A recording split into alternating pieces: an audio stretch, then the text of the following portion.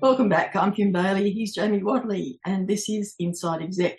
Today we are joined by Dr Riza Kadilar, and he's going to talk to us about inclusion. It's a topic that we haven't really touched on in the way that he's going to talk to us about it. So we're very interested to see how we can work the discussion today. Let me first of all introduce to you Dr Kadilar. Dr Riza Kadilar is president of EMCC Global and contributes to the democratisation of learning and development with his online platform, RK Academy. His career, focused on human capital and business development, includes 30 years in senior level bank management in France, the UK, the Netherlands and Turkey. He has been a visiting professor at leading universities, is a regular keynote speaker at international conferences, and has authored 7 books. His new book is The Contemporary Leader, The Value of Inclusion in Successful Leadership. And we know that he has had a very long day today. He joins us from the Netherlands, having been in Germany just earlier in the day, or started out the day in Germany, whilst we've been luxuriating in the easy climate that is Australia at this time of year. So welcome, and thank you for having some time to share with us today. My pleasure, and thank you for hosting me. Thank you. We'll go on as we always do. We sent through some questions, and these are geared around what we think our listening audience would be most interested in. Now, as you heard, there's a huge background and a lot of information that we could talk about today. So we will start talking about inclusion and what that means. Our first question was that our listeners range from CEOs to those just beginning their careers. How would you define inclusion for them? I remember you sent me these questions, but frankly, I just wanted to let it go impromptu, spontaneous, Yeah. so I didn't really prepare anything. Just one correction, though. I stepped down. I finished my term as the president of EMCC. Now I'm the past president for the last few months. In your introduction, so, to be crystal clear and precise on that. Inclusion, the definition is in the book, to be seen, to be heard, feel respected, to be safe, to be secure, and to have the willingness to perform your best, to be at your best. This is the kind of definition that I give, because it's an emotion. It's not an action plan. It's not a kind of, strategy. It's just an emotion, whether you feel included or not.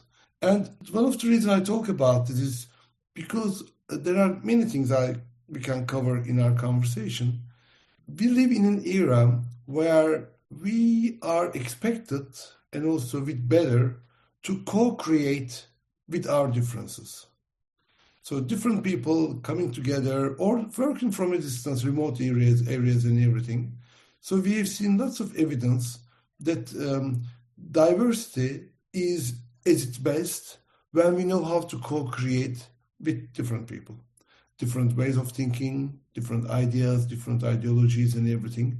So at the end of the day, whether we will see that will continue that way or we're going to go back to historical patterns of humanity, I don't know. But we live in an era where this is important. So that's why I define inclusion as I said, to be seen, to be heard, to be at your best, to feel respected, secure and safe, but also to really be willing to perform as you wish. It's a feeling. Do you think that management teams particularly, have a way of identifying that they are an inclusive group? I don't know. Because, in the book, I give a very simple 8 or 9 question, very simple barometer.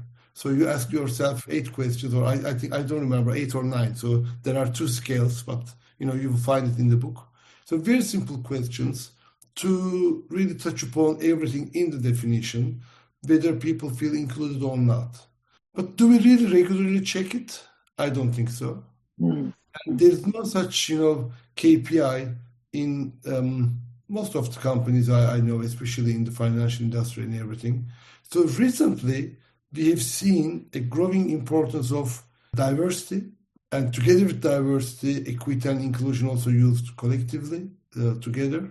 But whether we really measure the level of inclusion or on individual level, whether we really focus on increasing our capacity for inclusion, I doubt it. Some of us are lucky. Some of the companies are more kind of aware, but I think a vast majority of the population and the economy, we are still at the very, very early stage of discovering that. It's very nice to hear the respect word is as part of that thinking. I can see how that would lead to when you said the KPI. I think the KPI with respect there is how I feel when I'm in the group and feel safe to be able to speak my mind rather than be shackled by, if I get this wrong, how will that reflect on me? And I think the idea flow would be much better as a result. So I think it's a good idea. It sounds simple, but I think it's quite deep in what the results would be. It's simple but very complicated at the same time, Jamie. Because, for example, respect. We all want respect, isn't it? So we all want to feel respected. So it's just so simple. It's part of being human. But I called a colleague of mine, a professor in Albuquerque, New Mexico, in the University of New Mexico. She's originally from Mexico, and she lived, and now she has three grown-up children, all lived all through their lives in America, in US. And she really puts it so nicely because her parents, they want to feel being respected, and their children also the same. But the way they define is totally opposite. So for the elderly, as you know, like being respected, being heard, being whatever, the respect that we do. But for the youngsters, they want to have the freedom to rebel, to say whatever they want, to come in and out at any time. And this is the way they define being respected because, and it's this kind of very simple, like equity, the concept. All those things are so simple. It's easy to say, but you want to really kind of understand what do we really mean with respect. It's not an easy topic. It's interesting. Yeah. It is interesting because as you were talking, I was thinking that I know from my own experience that there are people of a certain age who think that they automatically get what they call respect because of their age. And there are others that think that their education requires respect because they've spent all this time being educated and collecting degrees, as we say. But particularly I think in the Southeast Asian countries, it's about hierarchy. And so your position is what demands respect, not the individual. It doesn't really matter about the individual. And also age. In many cultures, age requires respect. And then what it really means. So that's why it's also cultural. It's also contextual. But it's also the way you're born and raised up and, the community you are in. And the beauty, all this mixed up today with technology that we use and also interconnected with demographic movements. Like in Europe, there are some countries where 15% of the population are people who were not born in these countries. So I think this percentage goes way higher for some cities. So then with all these demographic movements, the definition of all these basic things like respect, you live in the same building, you live in the same district, same street, and then you're kind of bringing your own richness in terms of diversity to the picture. So just in terms of your own career, you've moved around, you've had the opportunity to work in many different cultural environments.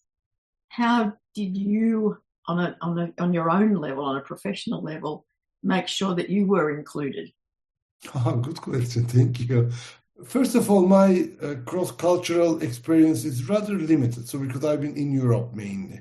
Of course, I also studied in US, West Coast, and I worked in France, UK, Netherlands, Turkey, and I had clients and projects in many European countries. But I also have direct collaboration with our Singapore. I was a banker. Nobody's perfect. Okay, for 30 I used to be a banker. In some of the projects, I had great privilege to work with our friends or colleagues from Singapore, Hong Kong, Moscow. I hate this. I think one thing that makes it easy is, or maybe difficult, I don't know, we will debate. For example, I always give the example of I had two master's degrees, one from Stanford, the other one from HEC Paris. And in Stanford, we were so proud that we are so diverse, 100 plus nationalities, passports but we're all the same in the way we are raised or expectations in life, way of thinking. In France, it was just less than 20 maybe nationalities. But there was a sailor, There was the jigsaw, whatever, puzzle champion, a jockey, a photographer. So the different perspectives in the room made it really, really, really diverse. Maybe in the banking industry, we were kind of similar in the way we work, react, and see things. So that's why it's but easier to be included because there's not much diversity anyway. Yeah. And that's why maybe that wasn't necessarily a kind of, a big question mark. On the other hand, in the book, I also mentioned this. What brings people together, what creates the partnerships are not the partners, but the common goals. For a well-structured multinational investment bank where you only deal with certain projects and everything, the goal is very straightforward. You can do it or not, but you have to work together to create this, whatever the success you define. So that's why being included was mainly in the banking industry, in the way I lived it, defined by what you bring to the table and your performance and everything. And then came COVID. COVID was a great test because up until COVID, yeah, we used to work together, but we only met for once in a year. So we through telephone or emails and everything. Then people get used to video conferencing. Then we started to see each other even much more, even though we never touch. But there were more kind of sharing around the screen. I think that's one of the reasons we talk about all this today. The pandemic kind of opened the box where we can see things a bit differently. That goes nicely into our second question, which was, is it more difficult to maintain inclusion in a hybrid workplace? And how do we overcome the hurdles? In which kind of workplace? I don't hear. Hybrid. So some working from home. Yeah. Good question. Yeah. It is very, very challenging. And I think personally, and there's such many evidence, research based, you can read management thinking articles and everything. Hybrid is a great solution. Hybrid brings all the efficiency of the remote work, but also all efficiencies of the culture building, human touch, and everything. Hybrid is great. But do we really know how to do it? I doubt it.